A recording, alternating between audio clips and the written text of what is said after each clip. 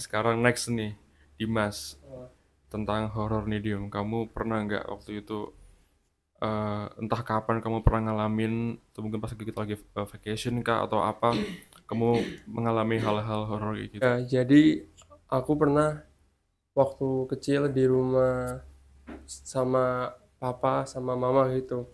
Terus itu emang kejadiannya di siang-siang hari gitu. Nah, padahal emang semuanya juga lagi sunyi, semua juga lagi nggak ada kegiatan. Terus aku cuma sama papa sama mama di ruang tamu TV. Terus kita nonton TV seperti biasa. Kemudian tiba-tiba ada suara kayak yang seperti orang mau datang tamu lah gitu. Terus Oh, akhirnya pagar. yang di pagar ketok-ketokan. Terus aku disuruh sama papa suruh buka, dim siapa itu, tolong dilihat ya gitu. Oke, aku lihat dari kaca jendela.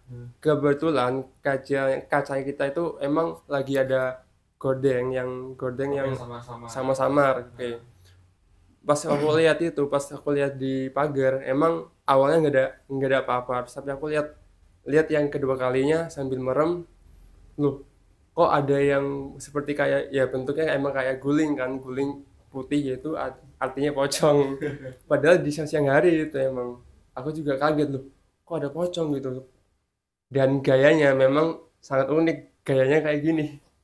Nah itu dia, tapi anehnya dia semuanya juga ketutupan semua, jadi nggak ada muka gitu.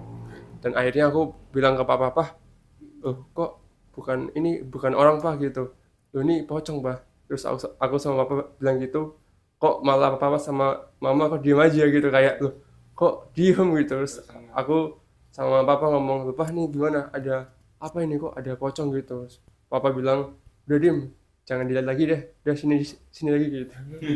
Gitu kaget aku. Jadi habis itu juga pernah katanya kalau orang suka bercanda itu katanya gampang ada setan lewat itu. Wah, kita kan dulu kecil sering banget tuh, kita sering bercanda sama ibu sama bapak.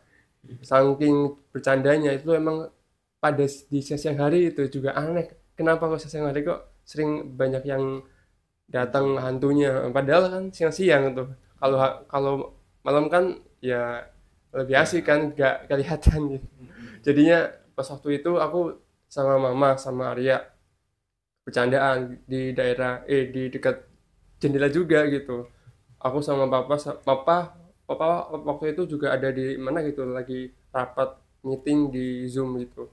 Terus aku sama Arya sama mama bercanda-canda gitu sampai kejadiannya, lah kok tiba-tiba ada perempuan yang itu posisinya hanya memutarbalikkan badan, jadi nggak sampai ke ke muka, cuman di jendela pas kita ada di situ. Pasnya tuh juga pas banget, kedekatan banget, kita pas noleh juga dia juga hampir mau noleh juga nggak kelihatan mukanya gitu. Kita sampai kaget gitu. "Loh, itu siapa tuh?" Pas itu kirain Setelah putar, pas pas putar gak ada pak, oh, hilang. Nah terus mama bilang, wah ini kita banyak banyak canda ini. Bercanda terus ini, sampai kita bilang ke pembantu, mbak mbak Yati, emang mbak tadi yang di depan ya?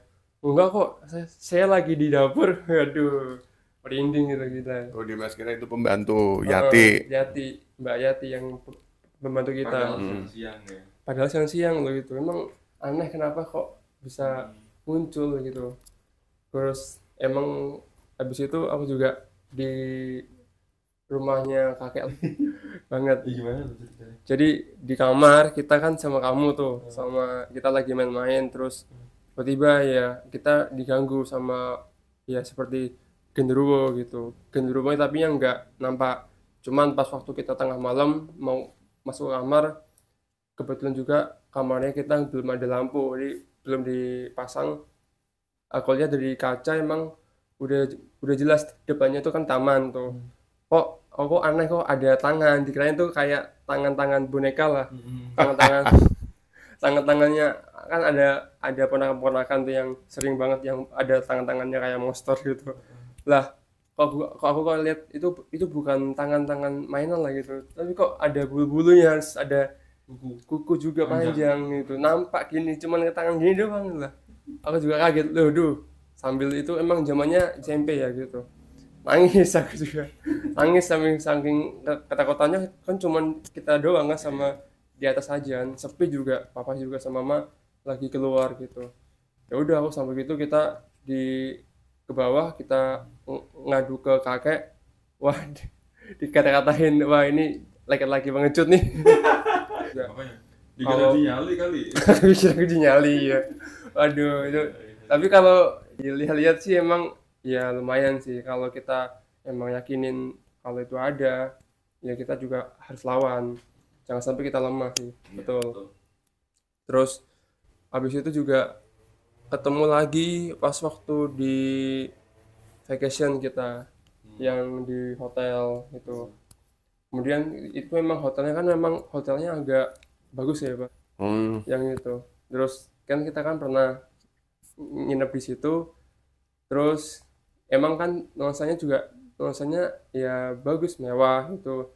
Pas kita udah beberapa hari kemudian, kita kok ngerasa ada yang berisik kan, yang di hotel itu di Surabaya. Setiap sholat malam apapun juga, sholat isya juga ada, masih ada juga, isyanya juga ada. Terus kita juga Ada orang bicara, ngobrol, berisik gitu. ada anak kecil gitu, semua perempuan juga. Sampai kan juga ada kejadian pas waktu di kamar kita hotel, kan ada kopiah tuh di TV, mama itu kan habis bersih kan Terbang terbang ya? langsung. Kita kan kaget, kita kan lagi di luar mau masuk kan, tiba-tiba ada info mama, loh Pak ini ada kopiah tadi kan di TV, kok bisa ada di belakang aku gitu. Sampai waduh, wah ini gila, ini emang ada Jam jam siang siang. loh itu, padahal siang atau malam ya, malam ya, lupa aku. Malam aku, iya ampun, iya. Ya udah, terus nah dari sekian itu juga aku ya mempelajari ya, semakin hari ya juga paham memang kita pasti setiap dimana aja pasti dekatan dengan hal kayak gitu. Tapi ya akan tetapi kita juga tetap pasti ada mental dan keimanan kita juga harus kuat ke Tuhan, supaya kita juga tidak tergoda dan setanmu juga tahu sama kita gitu. Itu aja sih. Kalau aku sih iya pernah. Jadi ini waktu umur berapa ya? SD kalau nggak salah.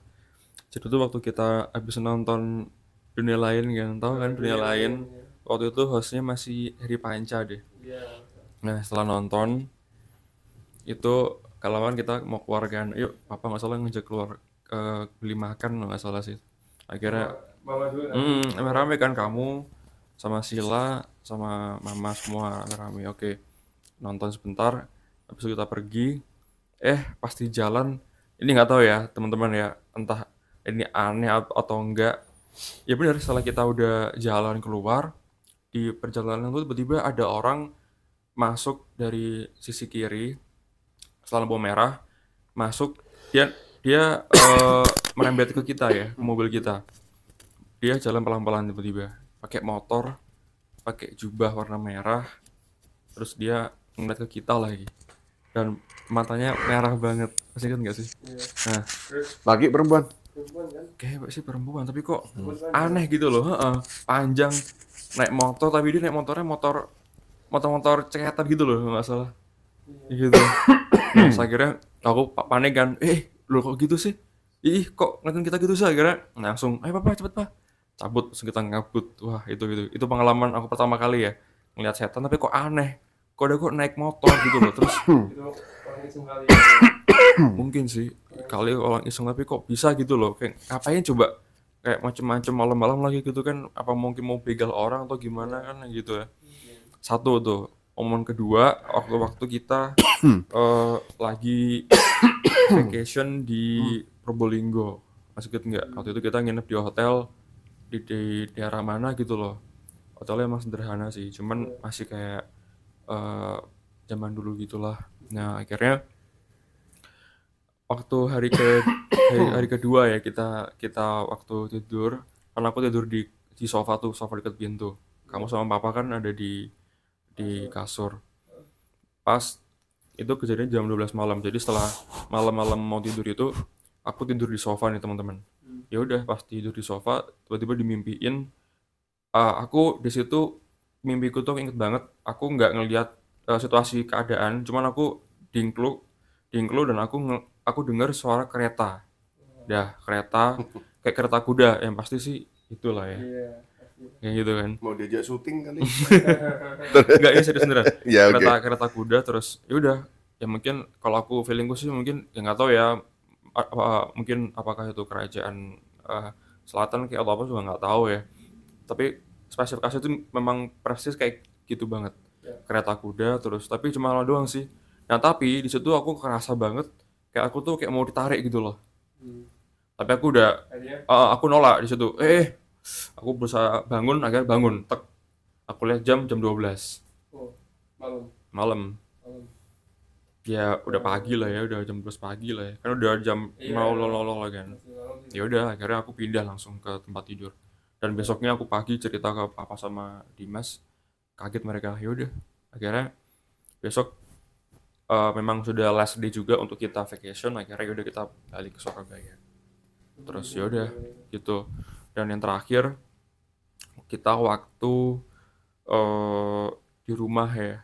Waktu itu kita lagi ngumpul-ngumpul sama Iya, sepupu, saudara, Iya. semuanya. Ada siapa-siapa, kita ngumpul di ruang taman. Ya udah, kita gitar-gitaran. Itu pas di jam 12 malam Iya, juga pasti. selalu gitu. Ya udah muncul lah suara apa kuntil gitu. Jelas banget tuh dia. Apa suaranya kenceng banget. Dan memang kebetulan tetangga gitu lah ya. Dia apa sih kayak ada apa sih Iya. gitu. Memang kelihatan kok apa kayak dia kayak auranya tuh aura-aura serem gitulah. Nggak anu. Gitu sih teman-teman. Jadi ya pengalamanku tuh memang ya nggak seberapa, cuman ya memang itu kayak anu banget gitu loh. Wow, ternyata memang ada makhluk-makhluk seperti itu dan memang aku juga nggak mau sih berdekatan, cuman ya gimana lagi. Tapi memang ya kita kalau memang mungkin di satu tempat kayak mungkin baru apalagi ya mungkin kita cuman ngucapin assalamualaikum, ya udah saya nanti mau berlibur dan nggak mau ngapa-ngapain, nggak mau ada niat jahat, kita baik semuanya, kita sholat segala macem gitu aja. Jadi ya mungkin kita juga nggak bakal diganggu ya. Tapi mungkin pas momenku tadi itu ya mungkin kayak kecolongan aja kali ya atau apalah kayak gitu. Kebetulan. Ya kebetulan aja gitu. Dan cukup jangan dideketi lagi. Nah, benar. Karena nggak beruntung dengan hal itu ya. Benar. Wah, itu teman-teman pengalaman kita, pengalaman papa, aku, Dimas tentang hal-hal mistis atau horor itu ya. Jadi ya mungkin kalau memang teman-teman juga ada yang ngalamin juga ya mungkin apa ya? Ya kita harus tetap ingat sama Allah, terus yang beragama Islam mungkin yang beragama lain ingat sama Tuhannya masing-masing dan jangan sampai ngelamun di tempat-tempat yang seperti itu dan berusaha untuk positif dan harus ini ya komunikasi ya sama yang lain-lain ya, jangan sampai sendirian ya pokoknya. Dan dan yang pasti juga ibadah ya. Jadi setiap dimana kita tempat mau menempati itu kalau bisa memang harus dibuat ibadah supaya terjaga dan aman.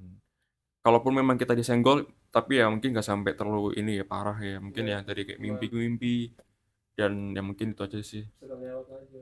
Setelah lewat aja. Oke. Itu teman-teman pengalaman kita semuanya. Mungkin kalau ada yang mau request lagi atau apa, cerita apa, silahkan komen di bawah ini. Dan oke, sampai jumpa lagi ya selanjutnya. Dah.